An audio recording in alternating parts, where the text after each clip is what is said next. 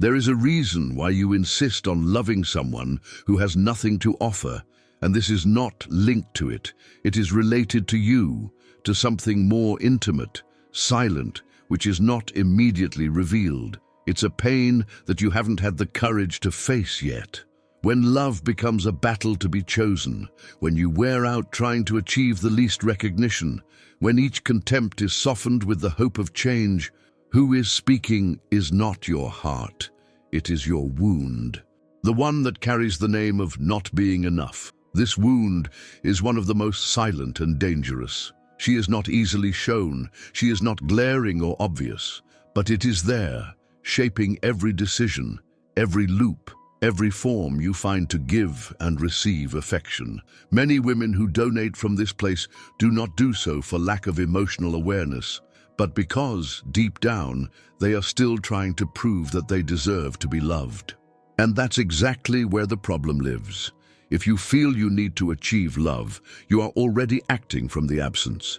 Carl Jung stated that everything that does not become conscious is repeated as a destination. And that is what happens when your wound makes the choices.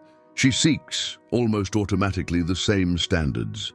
If this content is making sense to you so far, take the opportunity to leave your like, subscribe to the channel, and share it with someone who also needs to hear this message. This greatly helps the channel to grow and reach more people in this process of awakening.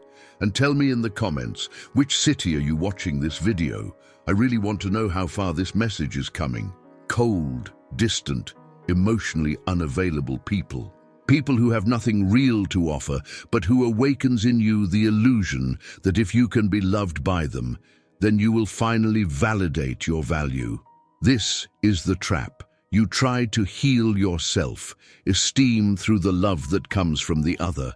But this other, for essence, has no emotional conditions to offer what you are looking for. And this is no chance.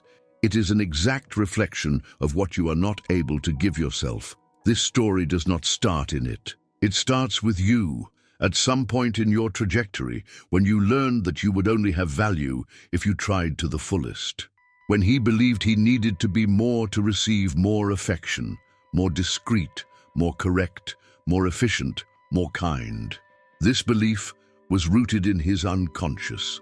And today, even without realizing it, you try to relive this story, hoping that this time has a different end, that this time the other sees you, that love solves what hurt back there. But that doesn't happen, because while your wound is the one who is in charge of your bonds, all you will feel is frustration, feeling empty, and the constant impression of not being enough. You donate, wait, insist, and when you don't get it, if you blame yourself, maybe I exaggerated, maybe I have requested too much, maybe I should have been silent, and then, without noticing, you become your own executioner. What has not yet realized is that this cycle has nothing to do with love. It is a mode of defense.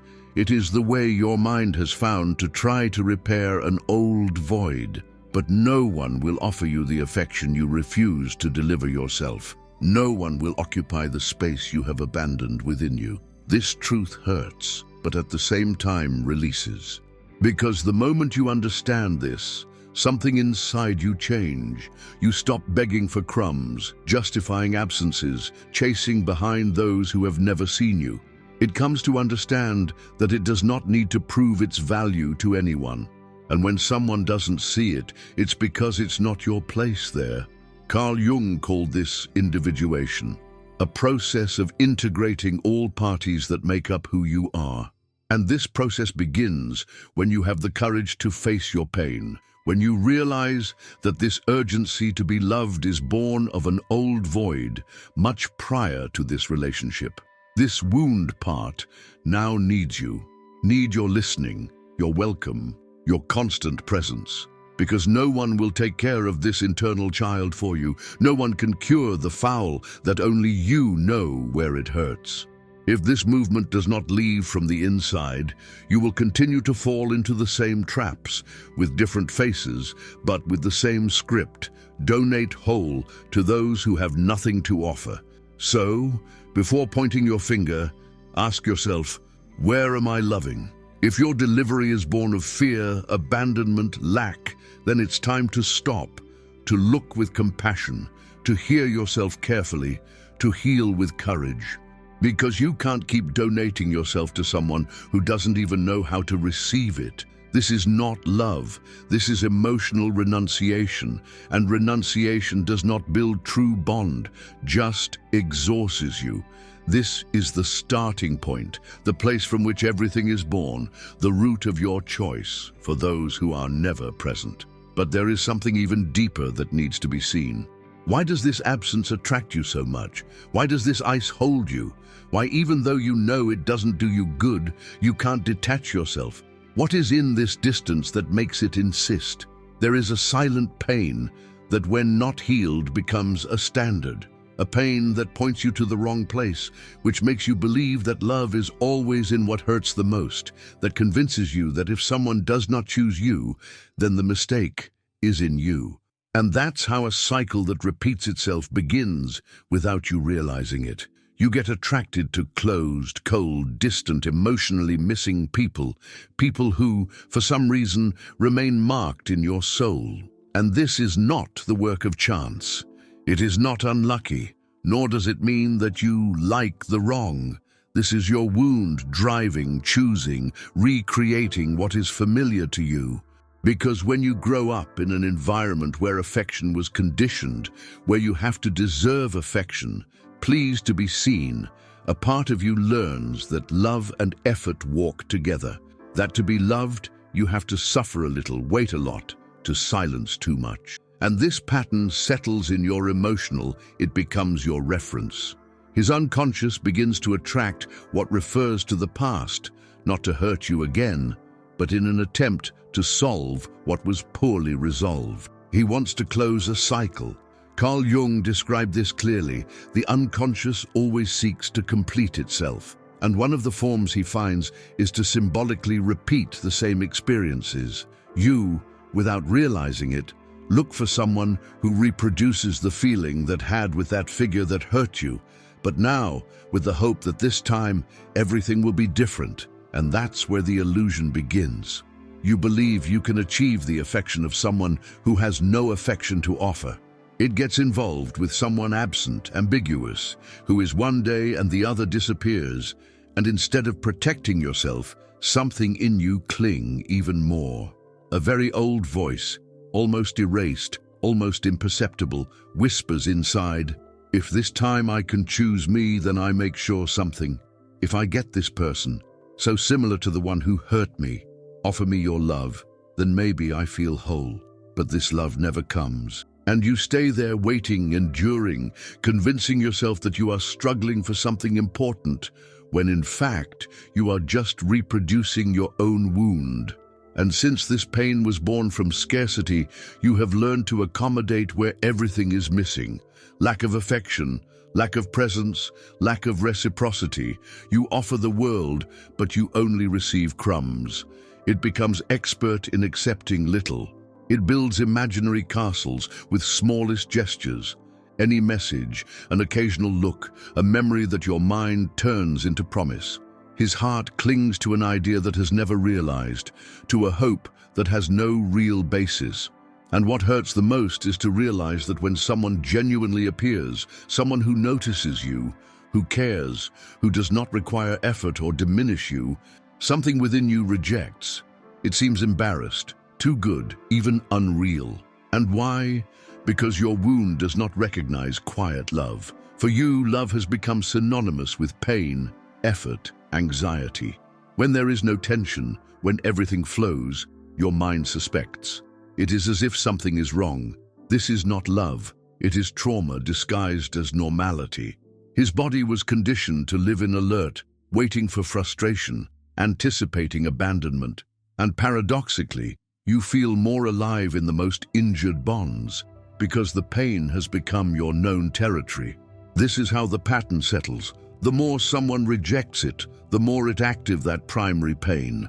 That child who did not receive the hug he expected, who was not seen, who had to strive for every minimum gesture of attention. This child still lives inside you. You still want with all the strength to say, I choose you, I love you, I see you. But you keep looking for this recognition in the wrong places, in people unable to offer you what you need. And the cycle repeats itself. Love becomes a battlefield where, inevitably, you lose. Because the price of this war is its self-esteem, its strength, its tranquility. There comes a time when you no longer know if you are fighting for true love or just reliving an old abandonment. And this is where consciousness needs to enter, because as long as this wound is still hidden, she will continue to make decisions for you, disguising dependence on affection and making you believe that the problem is in you. When in fact what you need is to cure the part you have learned that you only deserve love if you are willing to suffer. It is not about expecting someone to change. What needs to change is your look. You need to wake up, see sharply that love from the foul will never fill anything, will only deepen the void. You deserve something very different. But for that, you need to stop running after what you have never offered you anything. Abandon the self. Pride. Stop justifying what is unjustifiable just for fear of being alone. And here comes something that almost no one tells you when it comes to toxic or unequal relationships, something that changes everything. Most do not remain because they really want, but because they created a narrative that tries to make sense of what actually makes no sense at all. This is called emotional self-grace, one of the most subtle forms the unconscious finds to avoid facing a pain that would be unbearable if it was looked at the front. When you are with someone who does not offer you what you need, who makes you feel invisible, confused, used, or insufficient, there is a part of you you know, you feel, you perceive, but there is another part, more fragile, more injured, that begins to rewrite the story. You say to yourself, it's just like that because you have suffered too much, I understand. That's why I can't get upset. And he concludes, he is afraid to surrender. In the end, I know he loves me, just can't demonstrate. And little by little, you start to support the relationship more through fantasy than for reality. Creates explanations that transform neglect into sensitivity, coldness into trauma, fear of loving, and emotional instability in depth of feelings. And all this seems generous, compassionate, even mature, but it is not. It's fear. Fear of seeing that he doesn't choose you. Fear of looking at that. As much as you give everything, you will not change. Fear of seeing yourself with an open wound without the comfort of the illusion that made it look like you were accompanied. Because what really hurts is not the absence of the person, but the absence of the story you invented to support the pain. And in this attempt to keep the illusion alive, you will get lost from yourself. It begins to justify his silences, the distances, the cold answers. Repeats internally that he is going through a difficult phase which is closed now, but will soon open. Remember the good times and cling to them as if they were the absolute truth, while the rest, which hurts, you sweep under the rug. And what is happening in reality? You are turning your own excuses to continue in a place that has already become unbearable. He is using his empathy as a shield so as not to look directly at abandonment. Because if he saw clearly, if he admitted that he is being used, that there is no love or real exchange, then he would have to leave. It would have to let go. It would have to put limits. And that touches your older pain. The pain of feeling that is not enough. The wound of, if I leave, no one else will love me. The feeling that you may be waiting too much, asking too much, so you choose the one that seems safer for your emotional system, the self-delay. And the problem of the self, pride, is that it really works. For a while, until the body begins to manifest, until anxiety becomes a constant state, until sleep no longer comes. Until you understand, in silence, that keeping pretending is costing you too expensive. Until one day, you no longer recognize yourself before the mirror. Until you realize that your whole life began to orbit around someone who never turned around you.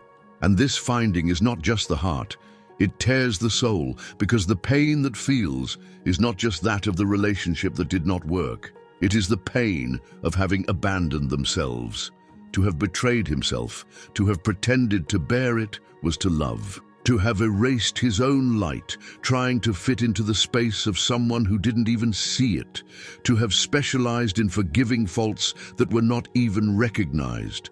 All this moved by one feeling, the fear of loneliness. An old fear, a fear that this person just awakened but was born back in the first affective ties you built, in those moments when he needed to be welcomed and was ignored, when you felt something in you was wrong simply because you didn't receive the love you expected.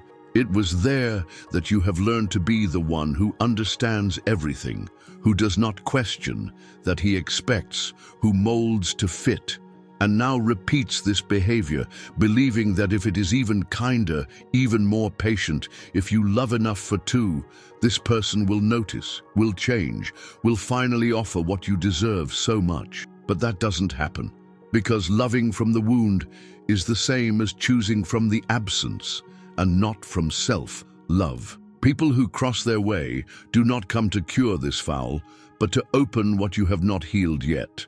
They work as mirrors, accurately reflect the points you try to avoid. That's why everything seems to be repeated, even if the faces change. It is the same emptiness, the same anxiety when he does not respond, the same hope lit with the least gesture. And so you spend days, months, or even years hoping that that story you have created in your mind to become reality. But it does not materialize, because it was not love. It was a reflection of the fear you carry within you. The greatest act of courage is not to continue waiting. The brave is to face the truth, admit that he lied to herself, who invented excuses not to release the illusion.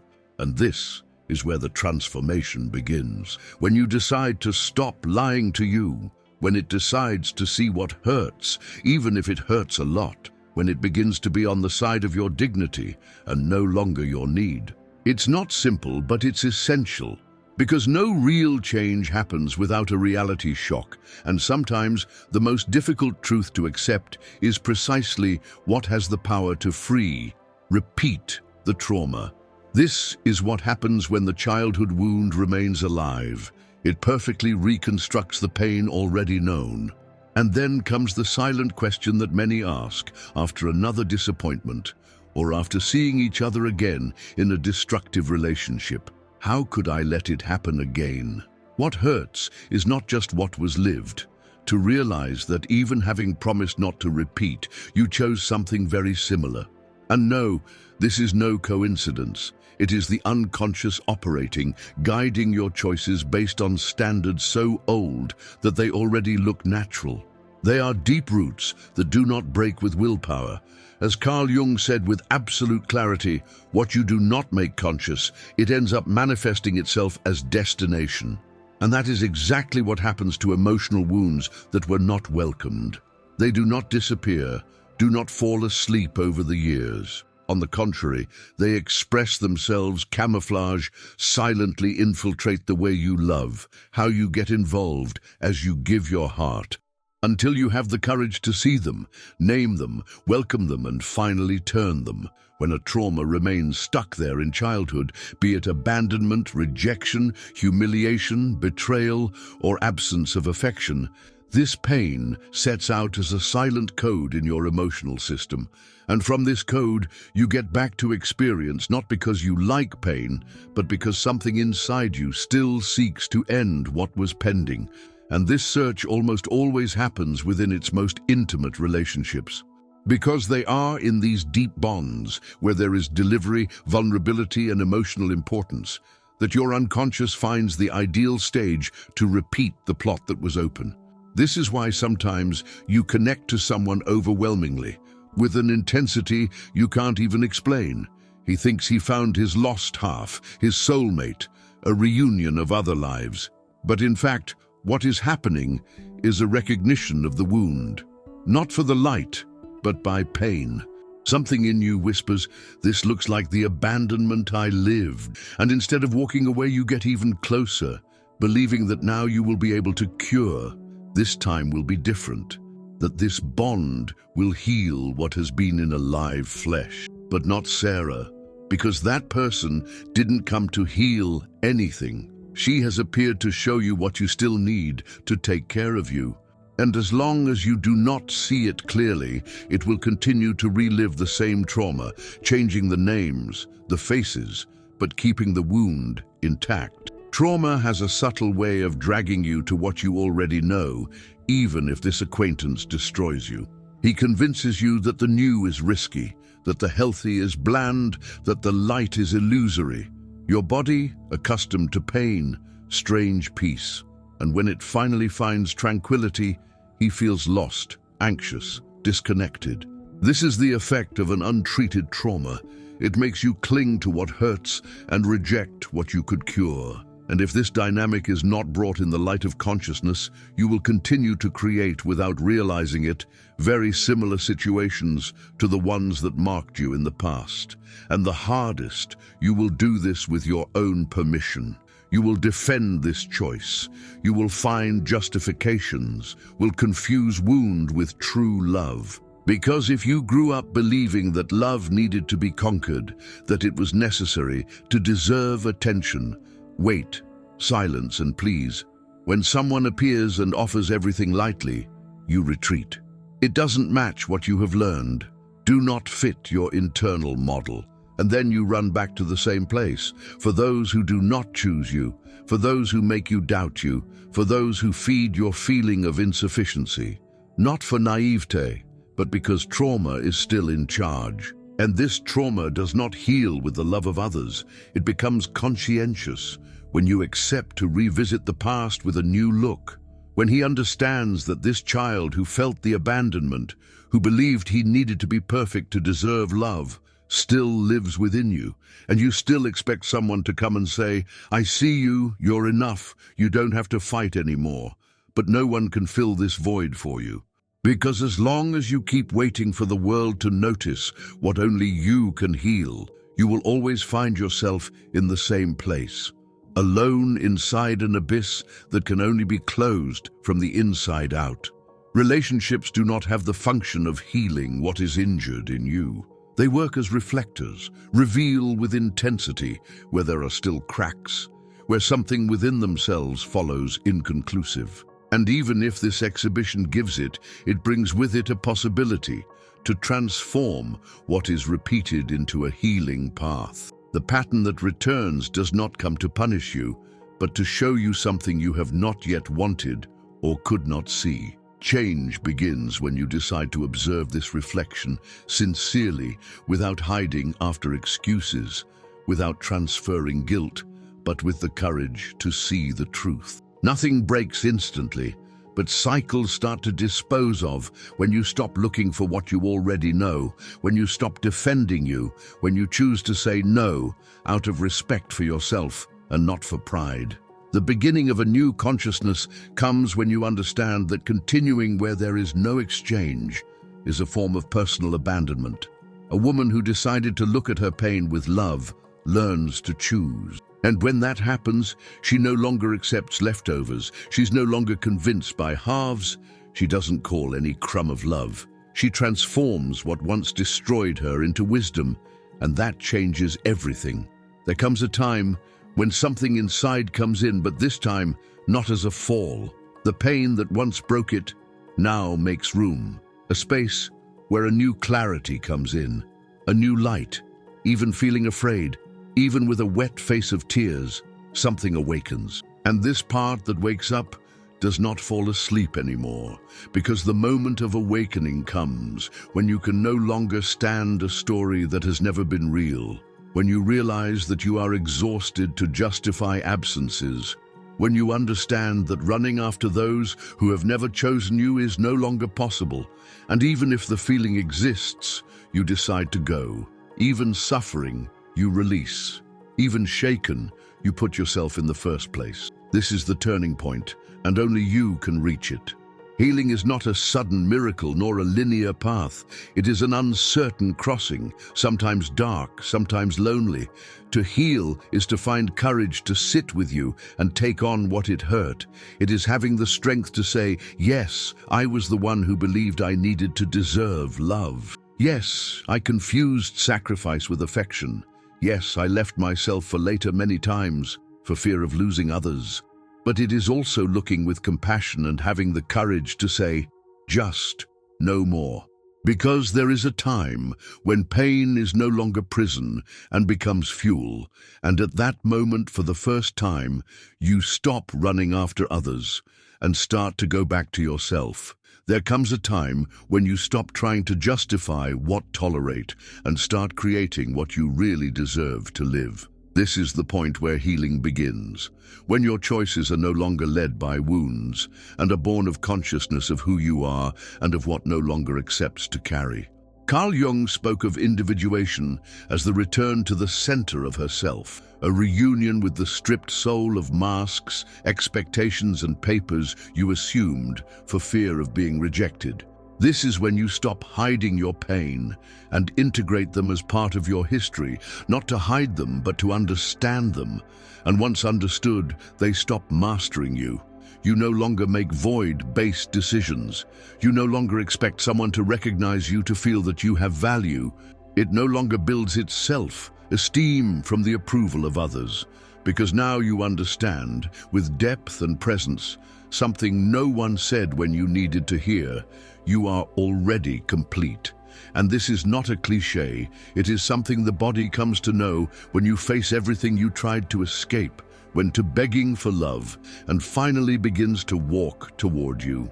This journey, however, is neither straight nor smooth. There will be times of doubt, days when the past will seem more comfortable than freedom, because your mind still recognizes as safe what was familiar to you, even if it was painful. But now there is something in you that woke up. You've seen the cycle, you've felt the bottom of the well, no longer mistaken, and it is from this awareness that you change the direction. A woman who looked true learns to protect her dignity, not to negotiate her. She stops delivering her energy into empty spaces, stops seeking love where there is only absence. And this new look changes everything. You find that there is peace of being alone, that your own silence is a safe space, that your body and choices are sacred. You are enough, and that's exactly what makes you more whole. Now you love overflow, not for necessity. It starts to choose relationships with lucidity, not needy. And when love comes, it does not come to destabilize you. He does not confuse you, do not charge you evidence, do not move you away from you. It welcomes you as you remain whole. True love does not require you to fight daily to be recognized. He recognizes his presence even in silence. He takes care without having to ask.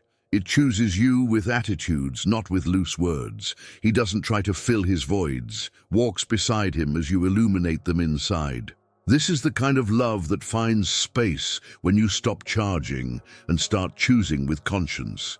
And it happens not because fear has disappeared or because you stopped loving, but because for the first time you chose yourself first of all. Because it has, with maturity, that the most essential love is the one you stop denying yourself. And that changes everything. In the end, healing the wound is just that. Stop charging love and starting to be love. You got here because deep down, you already knew, because something inside you tired of repeating the same pain with different faces. And now you are ready for something new. And now you see clearly, your story does not end at the point where it was wounded. It really starts the moment you decide not to feed this pain with each new choice. Healing does not mean erasing what happened. To heal is to sit in the face of his own pain and say, I will no longer leave myself to keep anyone around. A woman who chooses to rebuild does not harden, does not close, does not become skeptical. She wakes up, and it is this awakening that liberates it. Free not to begging affection, free to stop carrying weights that are not yours, free to say firmly, I have not come here to beg for what I deserve to receive in abundance. Jung said that there is a natural impetus of the soul toward totality, and this completeness is not reached waiting for someone who comes to rescue you. It happens the moment you decide to be whole by itself. And today, you are prepared to leave the cycle behind, to release the pain, to abandon that version that believed it would only be value if it were chosen by someone. Now, something new begins, something that is not born of fear, but from lucidity. I'm no longer looking for love, I became love. And it is from this transformation that everything changes, because it is this new woman who is born inside you. And now tell me, have you felt like this? Have you noticed that it was trying to conquer the love of someone who simply could not give you what you deserved? Have you been repeating patterns that always seem to take you to the same place of pain and frustration?